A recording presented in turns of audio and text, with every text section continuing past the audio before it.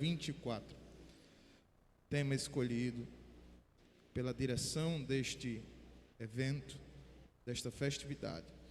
Então disse Jesus aos seus discípulos: se alguém quiser vir após mim, renuncie-se a si mesmo, tome sobre si a sua cruz e siga-me. Porque aquele que quiser salvar a sua vida, perdê-la-á. E quem perder a sua vida por amor de mim, achá-la-á. Pois que aproveita ao homem ganhar o mundo inteiro, se perder a sua alma? Ou o que dará o homem em recompensa da sua alma? Porque o Filho do Homem virá na glória de seu Pai, com os seus anjos, e então dará a cada um segundo as suas obras. Em verdade vos digo que alguns há dos que aqui estão que não provarão a morte até que vejam vir o Filho do Homem no seu reino. Quem pode dizer amém? Palavra de Jesus Cristo dita aos seus discípulos, registrado por Mateus, neste capítulo 16, dos versos 24 a 28. Evangelho é boa nova, anunciação de notícias boas, notícias que irromperam um medo, um receio, uma tragédia causada por uma escolha precipitada de provar da proibição daquilo que Deus havia estabelecido como limite numa terra de bênção, onde vivia o homem, o primeiro homem criado pelo Senhor. Lá no livro do Gênesis, Deus forma o homem do pó da terra, sopra em suas narinas e o homem passa a ser alma vivente. Deus estabelece o homem sobre toda a criação, ele dá nome aos animais, cultiva a terra, cuida do território que Deus lhe havia estabelecido ali. Deus vê a sua necessidade de companhia, de ajuda, faz o homem cair num sono profundo, da sua costela faz a mulher, e ela passa a ser a sua adjutora, aquela que estaria do lado do homem, fazendo a vontade de Deus. O homem foi criado à imagem e semelhança do Senhor. Havia a perfeição de Deus estampada na sua criação. Deus havia dado todo o privilégio da convivência e do desfrute de toda a bênção que havia ali no jardim do Éden para o homem e para a sua mulher. Todavia, Deus estabeleceu uma regra, um limite, e o limite era: ninguém está autorizado a tomar do fruto da árvore que está no meio do jardim. Há uma discussão acerca de que fruto era aquele, mas isto é algo periférico, que não interfere na nossa doutrina, na nossa fé, na nossa crença e nem no resultado da decisão que Adão e Eva tomaram em relação à lei proibitiva que Deus estabeleceu ali naquele jardim. O fato é, tudo era permitido, somente isso era proibido. Mas parece que desde o início da criação, nós, seres humanos, somos tentados, somos engodados, somos atraídos por aquilo que não nos é permitido. Deus coloca muita coisa à nossa disposição. Deus nos dá muitos acessos. Deus nos mostra muitos caminhos. Deus coloca diante de nós muitas possibilidades de bênçãos. E às vezes nós optamos por provar aquilo que Deus disse para nós: não toque, não pegue, não mexa, não se aproprie. Parece que o prazer, o desejo satisfeito pela experiência de provar algo que é proibido, sobrepuja, está acima daquilo que podemos desfrutar de tudo quanto Deus nos deu e é permitido vivermos debaixo da sua bênção e debaixo da obediência à palavra do Senhor. Tudo aquilo que é proibido chama a atenção, chama a atenção, chama a atenção. Parece que prende os nossos olhos.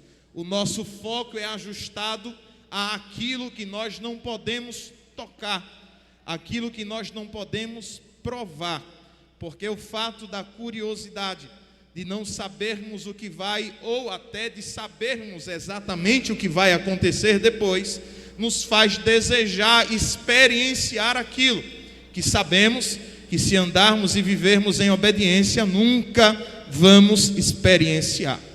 Aquilo que era proibido chamou a atenção da mulher diante de uma proposta da serpente.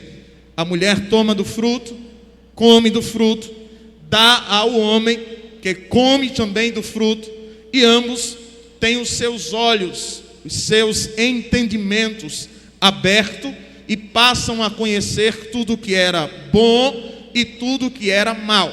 A proposta da serpente era: se vocês provam do fruto desta árvore, vocês se tornarão semelhante a Deus, conhecendo o bem e conhecendo o mal.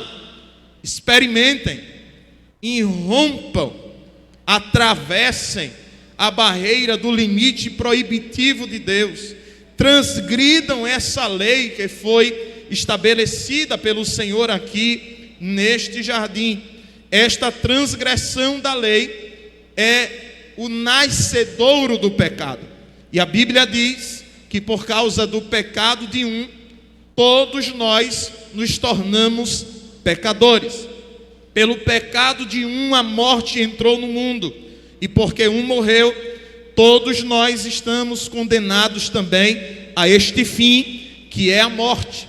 Todos nós, ninguém escapará, ressalvo ou a salvo aqueles a quem Deus tomar para si no dia glorioso do arrebatamento da igreja. Estes não provarão o sabor da morte física e nem a morte espiritual. O homem passa agora a estar debaixo de uma natureza decaída e inclinada ao pecado, tendenciosa ao erro, tendenciosa à falha, tendenciosa a práticas que desagradam a Deus, porque agora passamos a viver sob o governo deste mundo influenciado pela queda, pelo pecado de Adão. E ninguém pode dizer que em si mesmo não há ou não existe pecado, porque está escrito, João escreve em uma das suas epístolas dizendo que se dissermos que não temos pecado, somos mentirosos e, para agravante disso, ainda transformamos Deus em alguém mentiroso, porque Deus, escrito por Paulo em Romanos, inspira a palavra que está registrada ali dizendo que todos fomos destituídos da glória de Deus. Capítulo 3 da carta de Paulo aos Romanos diz que não há um justo sequer. Se olharmos sobre toda a face da terra, não há ninguém que faça o bem plenamente, não há. Todos nós somos falhos, todos nós andamos errantes, todos nós estávamos debaixo da servidão do pecado, condenados à morte física e ainda pior, à morte eterna. Nós estávamos debaixo de uma condenação. É um pecado que nós herdamos por natureza carnal. Por causa do pecado de Adão, por causa do pecado de Eva, todo aquele que nasce dessa descendência, e todo ser humano é descendente de Adão e de Eva, somente um escapou desta origem pecaminosa, e daqui a pouco eu digo o nome dele, embora você já saiba. Mas todos nós estamos debaixo dessa natureza caída e manchada pelo pecado. Davi, escrevendo um dos salmos, ele disse: em pecado me concebeu a minha mãe. Este pecado já nasce conosco, é um pecado herdado, não é um pecado voluntário, não é um pecado que se pratica deliberadamente, é um pecado que nós carregamos por natureza, por herança, é um pecado herdado, é um pecado originário em Adão. Nós carregamos esta culpa, nós carregamos este peso, nós carregamos este fardo, mas Jesus, Deus, o Espírito Santo, a Trindade Santa, desde o jardim do Éden, já havia pensado, planejado, e deixa eu melhorar isso aqui para não cair num erro teológico. Desde antes da fundação do mundo, já havia um plano A, porque Deus não trabalha com plano B, Deus não trabalha com plano acessório, Deus não trabalha com segundas opções. Deus sabe de tudo antes que qualquer coisa existe. Deus, por meio de Isaías, disse: eu chamo aquilo que não existe como se já estivesse pronta diante de mim. Deus conhece o futuro, Deus conhece o passado, Deus habita no presente. O tempo para Deus é só um detalhe. Deus está acima do tempo, até porque Deus criou o tempo e Deus dará cabo ao tempo. O Deus que criou o tempo extinguirá ele quando inaugurar a eternidade. O tempo deixará de ser tempo, mas Deus permanecerá sendo Deus. Você perdeu a oportunidade de abrir a boca para dizer pelo menos amém, e por causa disto eu vou te dar a oportunidade de ouvir isso outra vez. Até o tempo vai deixar de ser quem é, mas o teu Deus, o teu Senhor, aquele a quem tu adoras aqui esta noite, Ele é Deus de eternidade a eternidade, o mesmo ontem, o mesmo hoje, e o será eternamente. Tiago capítulo 1 versículo 17 diz que Ele é o Pai das luzes, em quem não há mudança, nem sombra de variação.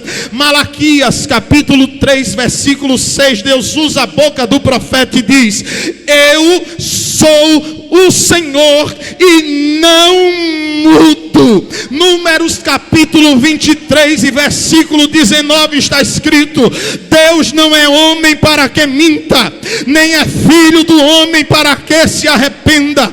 Nem a natureza de Deus muda, nem a palavra que Ele fala muda. Está escrito: vai passar céu, vai passar terra, mas as palavras de Deus subsistirão eternamente.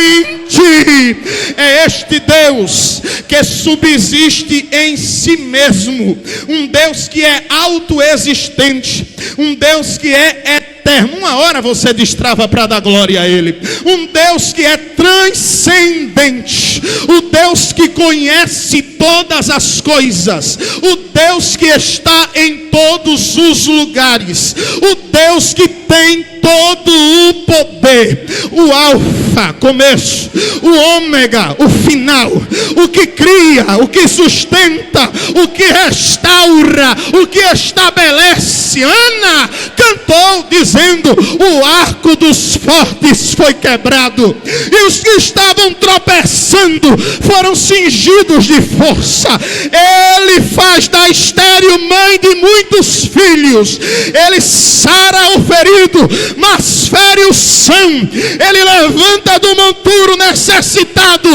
Ei, deixa eu te dizer uma coisa: Ele entra no charco de lodo, pega alguém de lá, tira a roupa suja, dá um banho, coloca a veste nova e diz assim: tu estava vivendo no solo escorregadio, mas agora tu vai pisar sobre uma rocha, nunca mais tu vai ter instabilidade, agora tu vai ter segurança, agora tu vai pisar firme. E quem olhar para você vai ver, e até quem passar correndo vai ver, e quem não quiser ver vai ter que ouvir, porque Deus vai colocar um cântico novo na tua boca quando Ele quiser fazer esta obra. O homem cai, e o projeto de Deus era que o homem fosse um ser eterno. A vontade de Deus era manter uma comunhão com o homem no jardim. Pela viração do dia, Deus visitava a sua criação. Que honra, que maravilha, que bênção. Hoje Deus se manifesta entre nós pela manifestação do Espírito.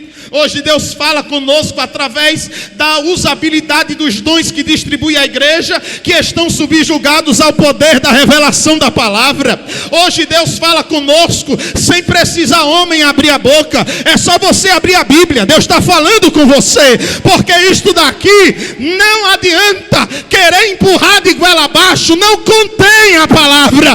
Isto é a palavra de Deus.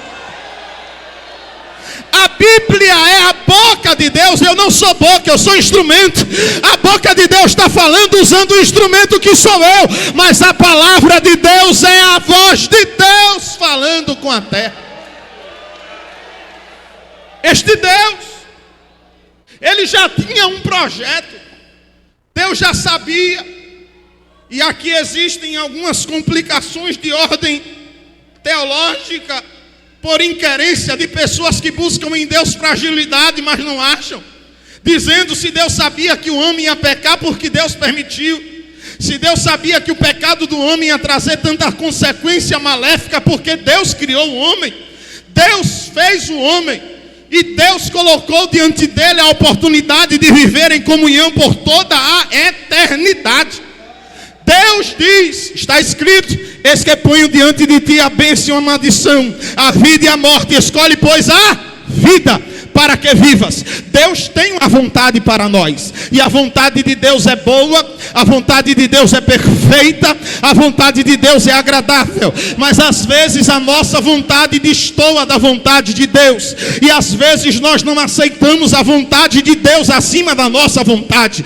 Deus nos dá dois caminhos, e Deus aponta: anda por esse, porque é o caminho que eu quero que você ande. Mas nós somos teimosos, nós temos uma cabeça dura, nós pensamos que temos habilidade para fazer escolhas, e às vezes pensamos que somos melhores do que Deus nesta atividade de escolher as coisas, e por isso sofremos, por isso choramos, por isso padecemos, por isso, como dizemos os pentecostais, pagamos preço, por isso caminhamos pelos desertos, para que Deus nos trabalhe, para que Deus nos molde, para que Deus nos traga para perto de si, porque às vezes Deus precisa permitir coisas para chamar a nossa atenção. Às vezes Deus precisa permitir a dificuldade para você parar um pouquinho e perceber que do jeito que você está fazendo não está dando certo, e você passa a ouvir Deus dizendo, e Deus não joga nada em face de ninguém, mas Deus faz questão de lembrar o que falou. Eu disse a você que se fosse por aí ia dar errado, foi porque quis. Eu disse a você que se pulasse aí o abismo era profundo, pulou porque quis. Eu disse a você que se abandonasse a minha palavra você não ia prosperar, abandonou porque quis. Deus faz questão de lembrar. O plano de Deus é infalível, imutável, inalterável. Se você pode repetir isso para alguém que está do teu lado, se isso não te incomoda, diz para alguém que está do teu lado: o plano de Deus nunca foi alterado pelas escolhas erradas de Adão. O cordeiro já estava preparado para ser imolado desde antes da fundação do mundo.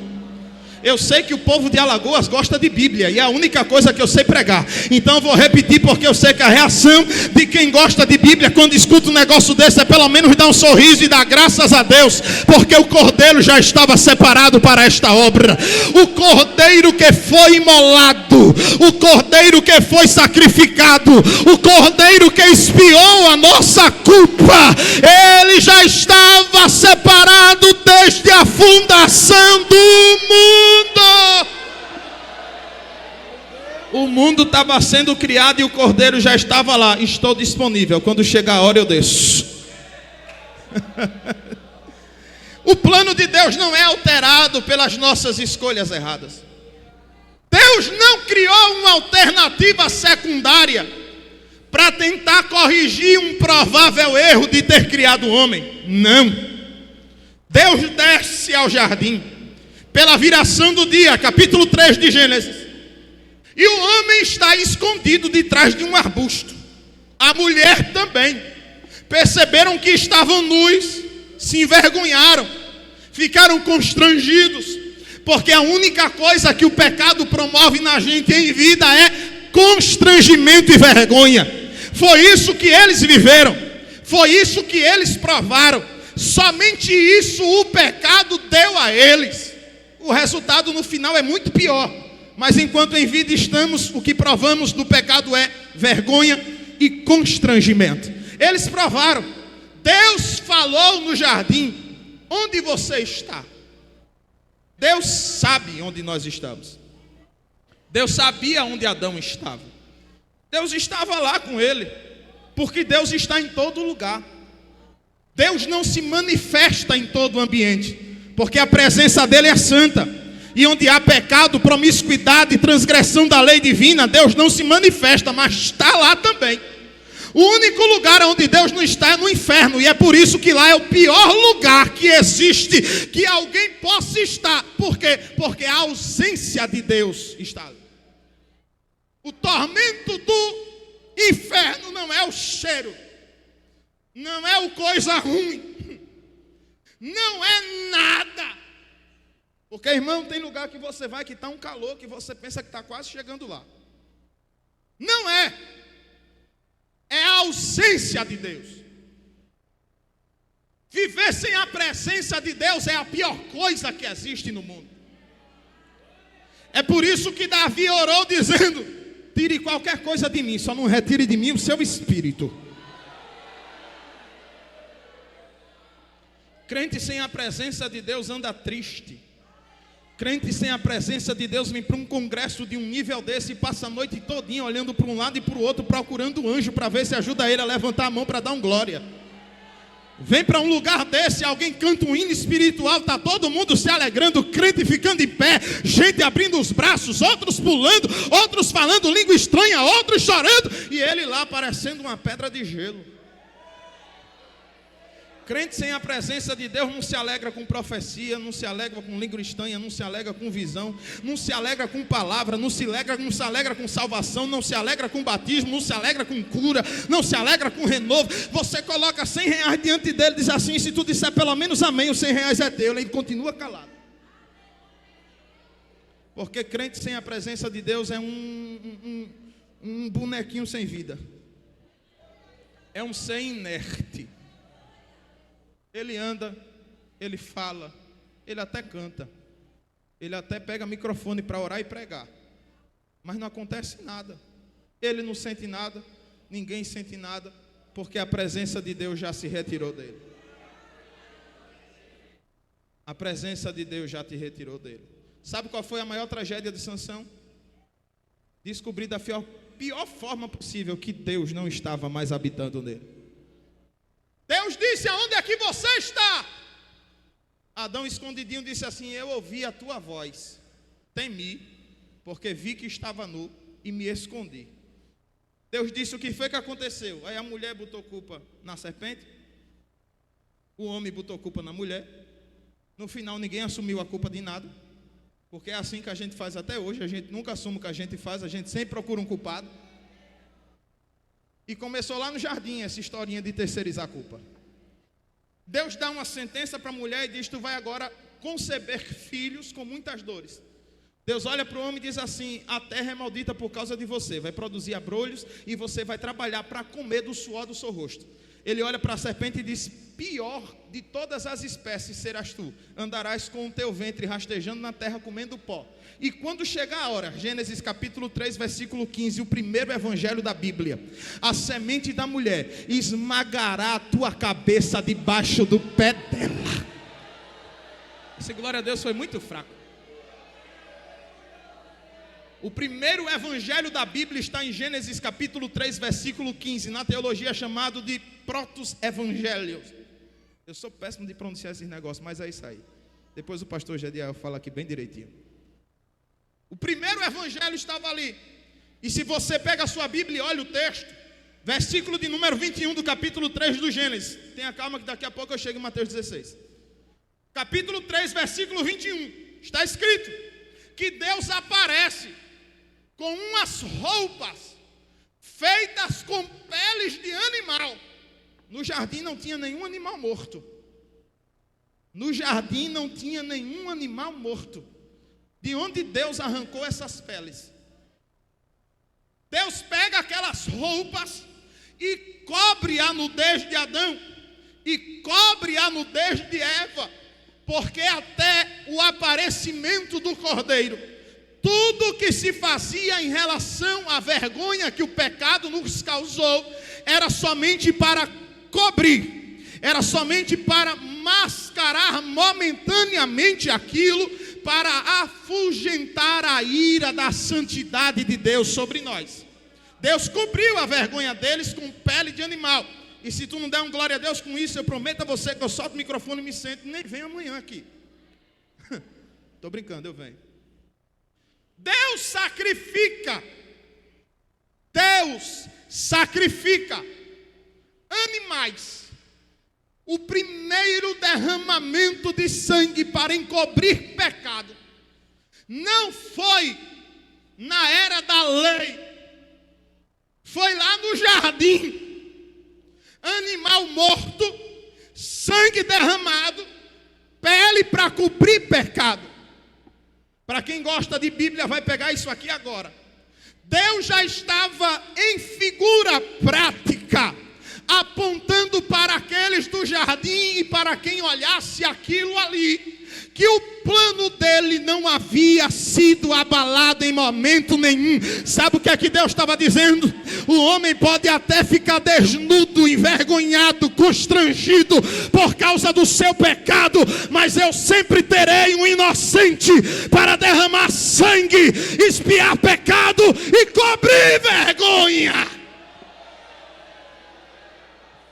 A vergonha deles foi coberta, mas o acesso ao jardim foi fechado.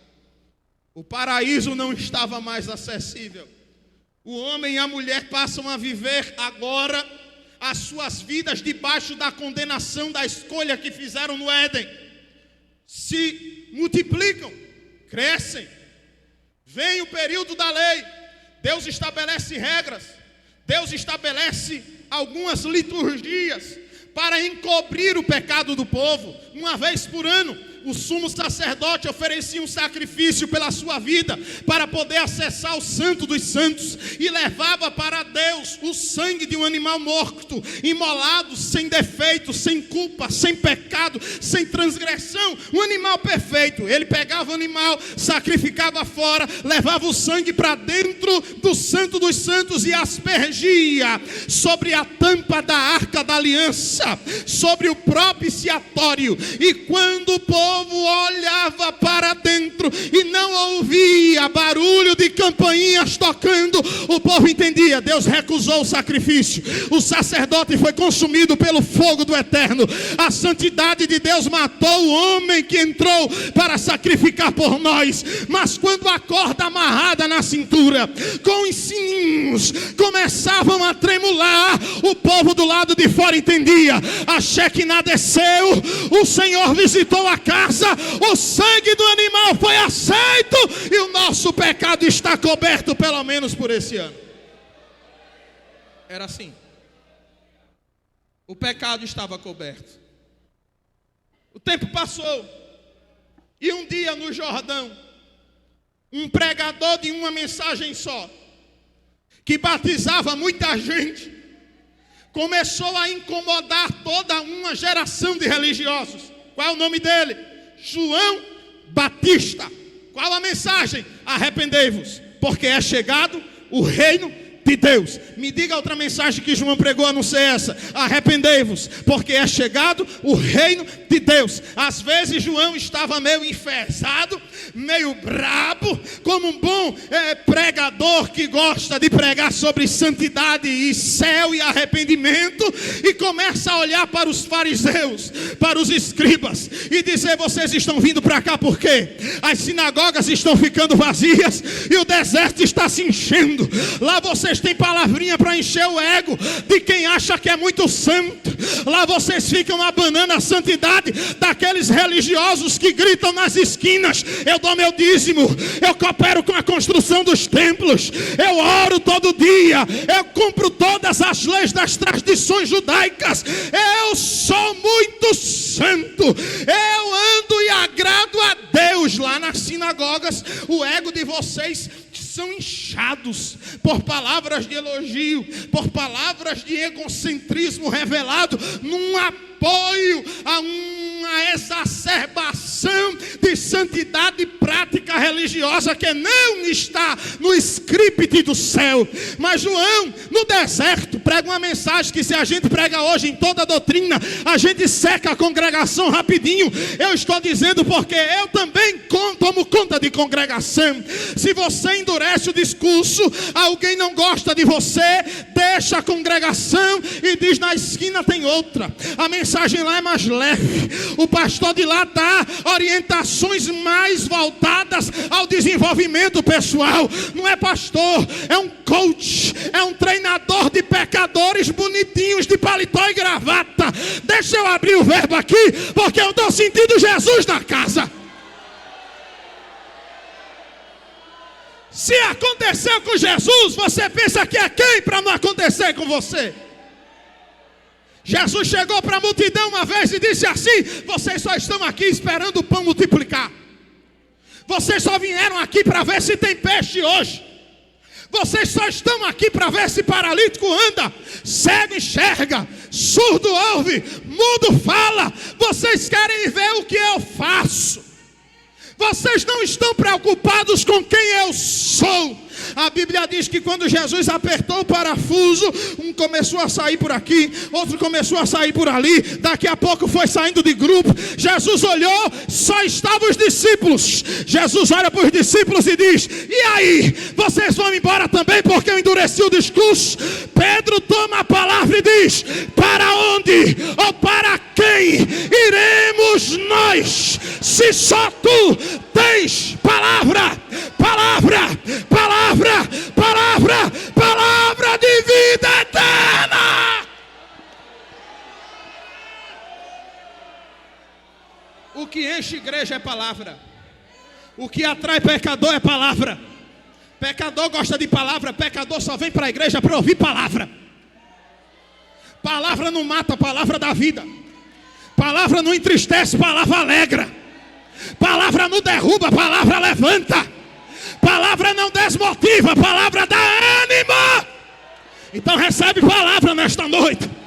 Eu quero para você aqui é um maná quentinho que está disponível. É palavra, palavra, palavra, palavra, palavra. É palavra na entrada, é palavra na saída, é palavra cantada, é palavra em forma de jogral, é palavra em forma de pregação, é oração com palavra, é palavra. Se tu não gosta de palavra, tu está no lugar errado. Se a palavra não te ergue, mão nenhuma te levanta. Se a palavra não te aviva, grito de pregador nenhum te aviva. Se a palavra não te aviva, pulo de pregador nenhum te aviva. Se a palavra não te aviva, não adianta eu sair correndo, e você nunca vai ver isso, porque não é meu estilo, e eu não condeno quem faz. Quem quiser fazer, que faça. Deus não me chamou para isso. Deus me chamou para falar a palavra. Se alguém quiser correr, corra. Quer pular, pule. Quer rodar, roda. Eu estou aqui para pregar palavra. Se você recebe palavra, levante a mão para o céu, porque o céu libera uma palavra para mim aqui. Eu vou avivar crente hoje pela palavra. Eu vou libertar crente hoje pela palavra. Eu vou renovar crente hoje pela palavra. Palavra. Coração duro, palavra quebra. Língua grande, palavra dá jeito. Revurtio. Arabarácia. Replominente, reva. Sumine, kele. Turgalachari, plehevud que lebara. Terebe a sombra, forrete que. Urgete tatawasi. Vitete que plehe. Opalaçau e tiobe de halsitiocala. Deus está dizendo: a minha espada que nunca deixou de estar afiada está cortando hoje os laços do pecado. Está rompendo hoje a divisão da tua alma e do teu espírito. Está dizendo: levanta-te, levanta-te.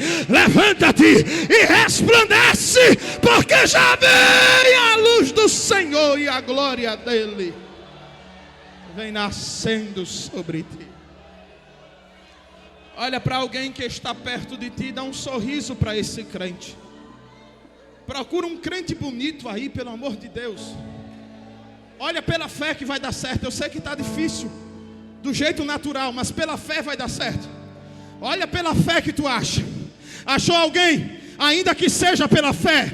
Se você achou, dá um sorrisinho para ele e diz assim: Satanás fica doidinho, porque pensou que ia te enrolar com coisas de atração humana. Mas Deus diz assim para ele, aponta o dedo e diz assim: mas Deus te trouxe aqui e tu vai sair com um cesto cheio de pão. Palavra, palavra, palavra, palavra, palavra, palavra. Eu quero ser batizado. Esse pregador parece que está dando doutrina. Eu fui batizado num dia de culto de domingo. Ninguém precisou me chamar à frente. Ninguém precisou colocar a mão na minha cabeça.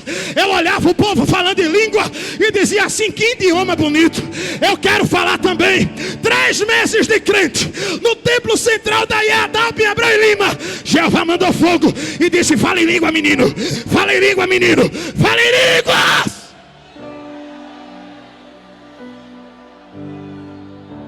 Se a palavra não acende fogo em altares deste tempo, é porque o fogo do teu altar é um fogo estranho.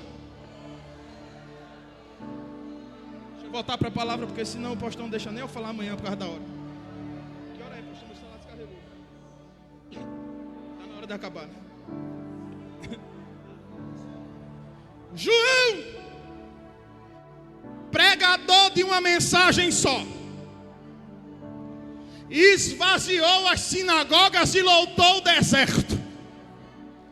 Porque tem gente hoje, me permita a expressão, se chocar você, para mim, Abreu e Lima, essa palavra é normal. Tem tanta gente besta hoje em dia, pensando que para atrair o povo tem que chamar cantor famoso. Hoje tem até cantor famoso aqui. Agora o pregador tem que chamar pregador famoso. É quem vem? Daniel Henrique. Tadinho dele. E tá cheio. Precisou de nome de alguém para encher isso aqui? Precisou de celebridade gospel para encher isso aqui? Nós estamos caindo num erro muito grande. Deus honra quem quer.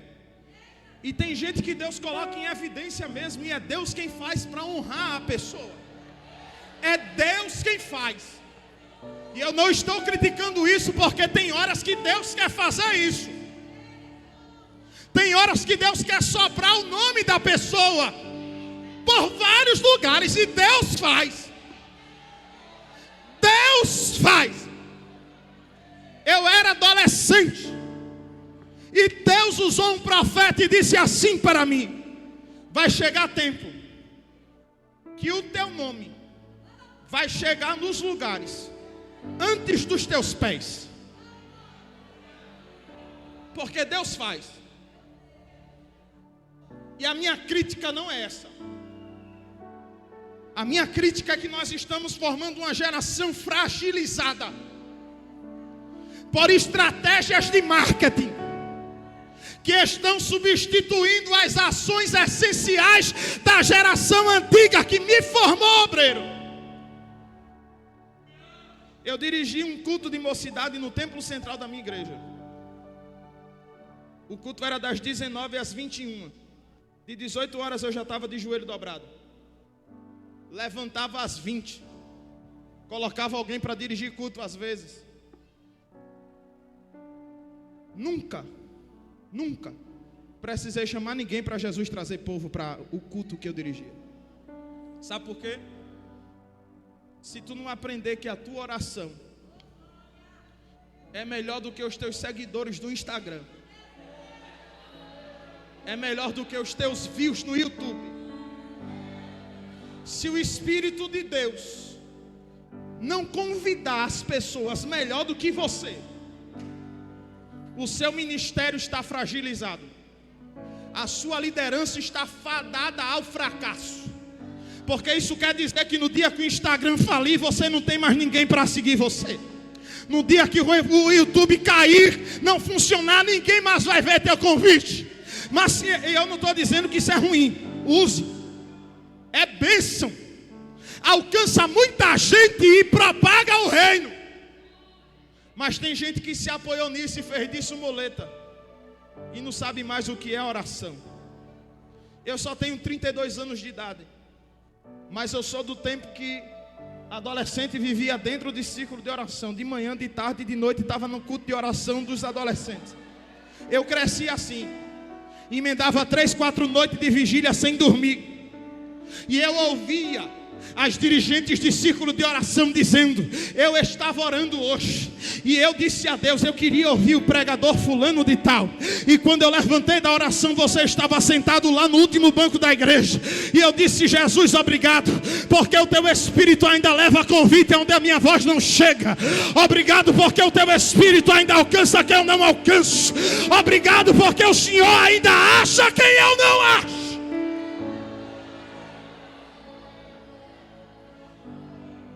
Templos bonitos, grandes, confortáveis, maravilha. Quem dera todo lugar fosse assim. Estrutura boa, som como esse que pregador não sofre, glória a Deus. Que coisa boa se todo lugar fosse assim. Mas tem lugares sofridos, carentes, fragilizados, que às vezes tem mais gente lá do que nas catedrais. Nas catedrais. Agora foi que nem Áquila misturasse com Aleph e eu fui catedral agora. Sabe por quê, irmãos? Porque o que importa aqui não é outra coisa.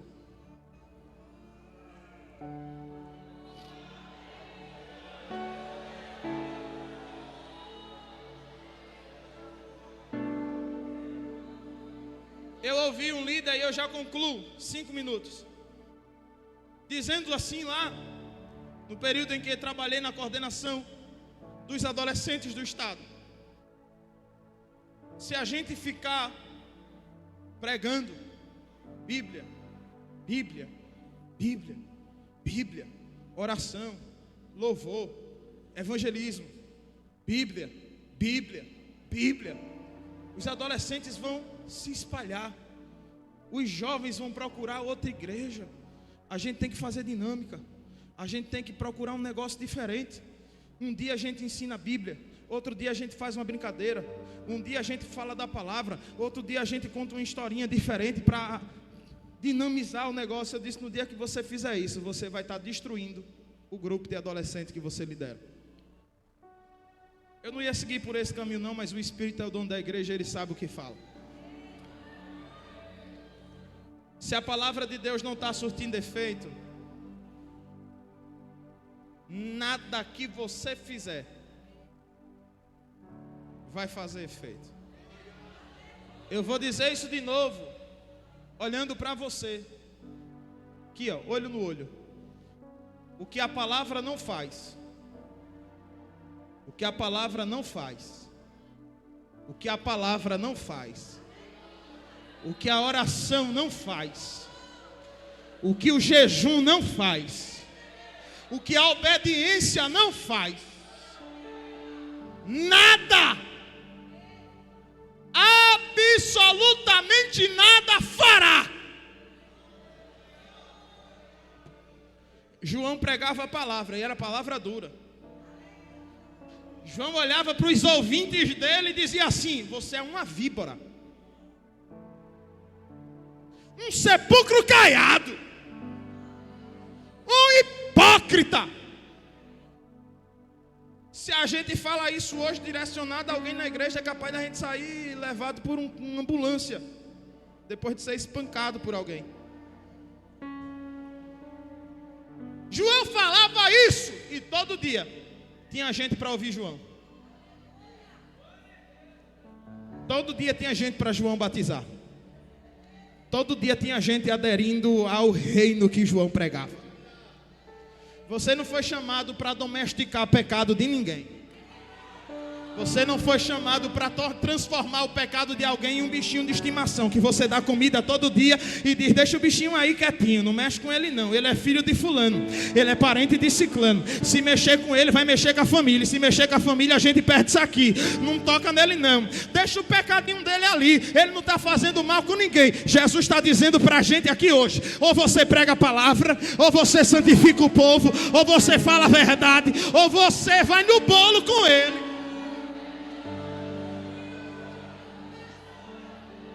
Eu preciso terminar. João está batizando, lá vem Jesus. João olha: dá licença aí, abre caminho, deixa ele passar. Que foi, João? Quem é de tão importante que está vindo? Aí João apontou e disse: eis aí o Cordeiro de Deus, que tira. Você perdeu o que eu falei aqui. Esse cordeiro não encobre, esse cordeiro tira. Esse cordeiro não vai só cobrir a vergonha, esse cordeiro vai arrancar a causa dela. Ele tira o pecado do mundo.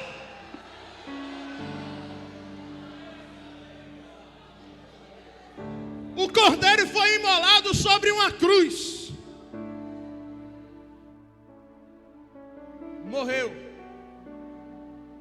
não de morte morrida, nem de morte matada, mas de morte espontânea. Se tu não der um glória a Deus com isso, é porque eu acho que tu não gosta de Bíblia. Jesus disse assim para a morte: eu dou e depois eu pego de volta. A vida pertence a mim. Eu vou dar ela agora, porque eu preciso cumprir um propósito. Mas depois eu vou tomar ela de volta. Primeiro dia, e a morte, matei. Segundo dia, e a morte diz: ele não se levanta mais. Terceiro dia, um rebuliço no inferno. Jesus pega a chave de lá, pega a chave da morte e diz assim: portas se abram. Morte, você venceu por um tempo muita gente, mas agora, aonde está a morte o teu aguilhão? Aonde está, inferno, a tua vitória? Porque a força do pecado, a força da morte, a força da lei era o pecado, mas agora, graças a Deus que nos dá a vitória por Cristo Jesus. Faça assim comigo, com a sua mão direita. Levanta o seu dedo indicador. O dedo indicador, cadê? Isso, cantor. Deus já te direcionou aí. Cadê teu dedo? Grita bem alto: o meu Cordeiro que foi morto e retirou o meu pecado não pôde ser detido pela força da morte. Ele vive. Não, levanta bem alto e grita: ele vive. Ele vive. Ele vive. Ele vive. Deixa eu te dizer, a parte difícil ele já fez. Quando o homem pecou, o paraíso fechou as portas. Isaías disse: o pecado colocou uma parede entre Deus e o homem. Mas quando Jesus ressuscitou, ele disse: agora a porta está aberta de novo. Quem quiser entra, quem quiser sai, quem quiser entra, quem quiser sai, quem quiser entra, quem quiser sai. Todo dia vai ter pastagem. Jesus chegou na porta do pecado, que era um impedimento para chegar a Deus, e disse: aonde não tinha porta, agora a porta sou eu mesmo. Aonde não existia mais caminho, o acesso agora sou eu mesmo. Eu sou o caminho, eu sou a verdade, eu sou a vida, e ninguém vai ao Pai se não for por mim. E agora? Não tem mais desculpa. Quer chegar a Deus? Quero. Antes você não podia. O acesso estava bloqueado. Oh, que bênção. O acesso estava limitado. A espada estava circulando de um lado para o outro. Mas aquela espada foi cravada no crânio cabeludo, no Monte Caveira. Encerra agora, pastor. Quem quiser vir após mim, quem está falando é alguém que já está indo. Eu já tenho um caminho feito. Eu não vou preparar caminho, o caminho já está preparado. Agora a pergunta é: quem quiser vir atrás de mim, depois de mim, me seguir. Isso é coisa para quem quer. Jesus não vai pegar na mão de ninguém e dizer assim: tu tem que ir. Jesus não vai colocar uma faca no pescoço e dizer: tu é obrigado a ir. Jesus diz assim: o caminho está aberto de novo. Quer vir, vem. Agora tem um detalhe: a cruz, a parte pesada de carregar a cruz, eu já carreguei. A parte difícil, eu já resolvi. O que era impossível, eu já tornei possível. Agora, se tu quiser, pega a tua cruz, toma o céu à força, segue atrás de mim, perde a tua vida por amor de mim, e quando chegar na eternidade,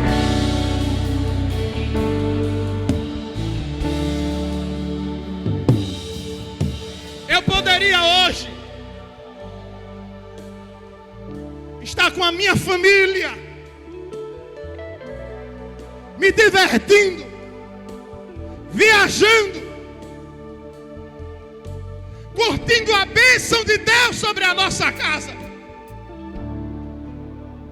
Mas um dia, a glória de Deus chamou minha atenção.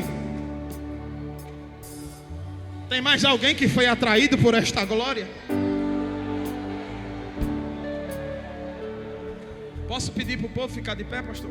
Fica de pé. Meu Deus, falei demais.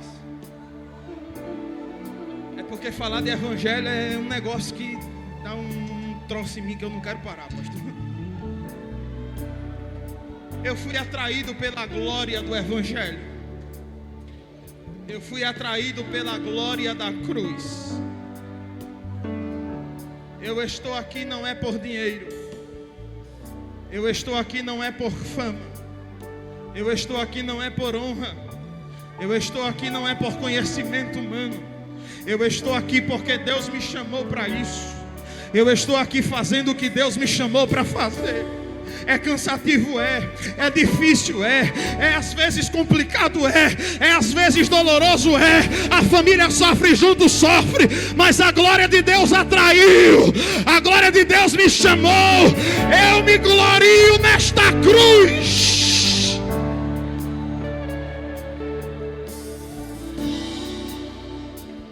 Jesus está falando com você hoje aqui e está lhe dizendo: eu não lhe prometo riquezas. Eu não lhe prometo reconhecimento humano. Eu não lhe prometo muitos amigos. Eu não lhe prometo muitas portas abertas. Eu não lhe prometo saúde sempre.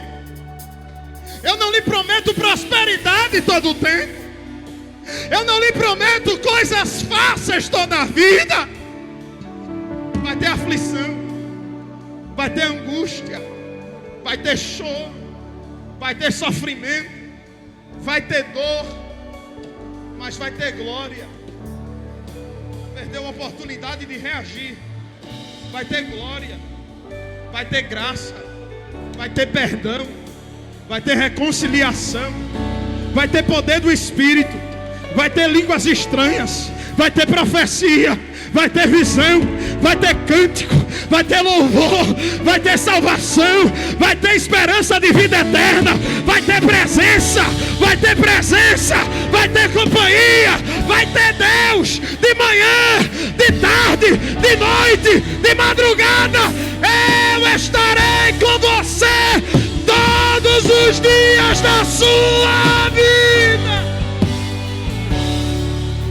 Vai doer, mas não vai sofrer sozinho. Vai ter momentos que você vai sentir fraqueza, mas a força de Deus vai te envolver, a graça de Deus vai te sustentar. Deus está dizendo: quer vir por mim? Carrega a cruz, carrega a cruz, carrega a cruz, carrega a cruz. Abre mão do teu sonho, abre mão do teu projeto, abre mão da tua vontade, abre mão dos prazeres, abre mão dos desejos e me segue, me segue, me segue, me segue, me segue, me segue.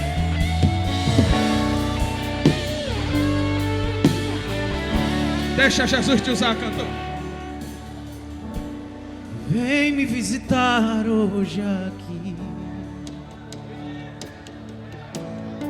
Se tem alguém entre nós aqui, conhecer mais de ti.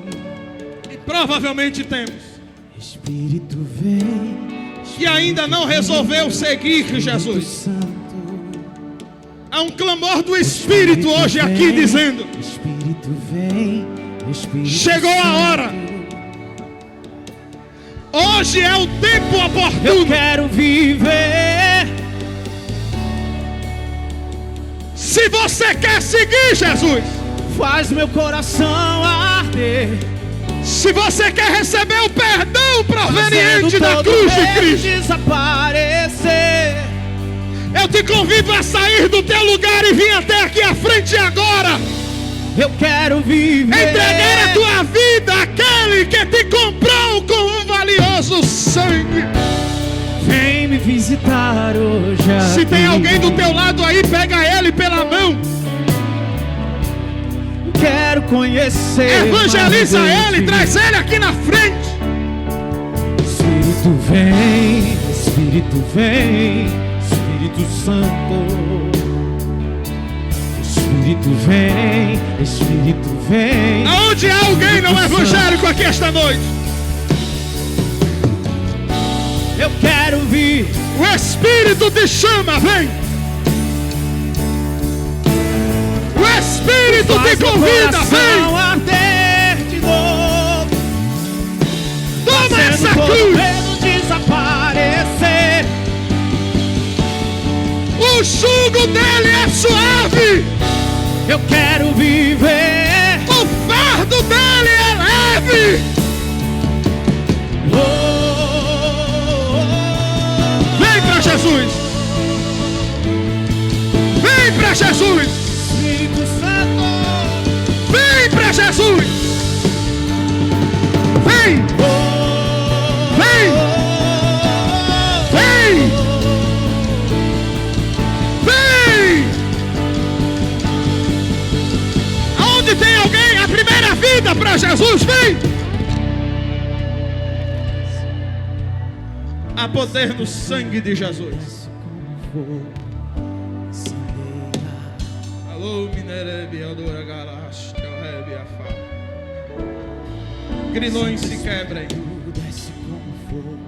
correntes espirituais se quebrem, cadeias se abram, na autoridade do nome de Jesus. Santo Espírito, desce como Levanta a tua mão pro céu para adorar a Deus. Desce como fogo, desce como fogo, desce como Porque o fogo, céu acabou de me desce dizer como fogo. que quem deseja receber esse Desce fogo, como fogo, desce o como fogo vai desce descer. como fogo. Incendeia. Ele desce Desce como fogo. Incendeia, incendeia. Seja incendiado pelo poder do Espírito Santo de Deus. Incendeia, incendeia. Aleluia! Olha ali, Jesus incendiando o crente. Jesus incendiando o crente. Jesus incendiando o crente. Terra. Surga da lebarácia. Ubite calapata calaçada não e tchorrépia. Se que tu que tá em pé não dá lugar, tem gente de cadeira de roda fazendo isso.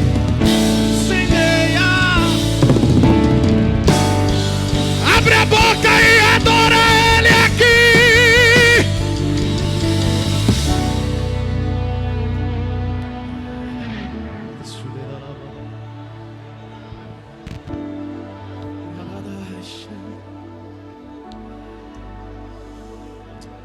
Você pode continuar adorando a Ele. Minhas lamparinas Tem alguém para Jesus? Venha. estão acesas. A oportunidade de você experimentar o perdão dos teus pecados. Estou esperando. Veja aí se ao teu lado tem alguém ainda que ainda não é crente. Se tem alguém afastado do Evangelho e quer se reconciliar com o Pai. Só bater. Veja aí ao teu lado. que eu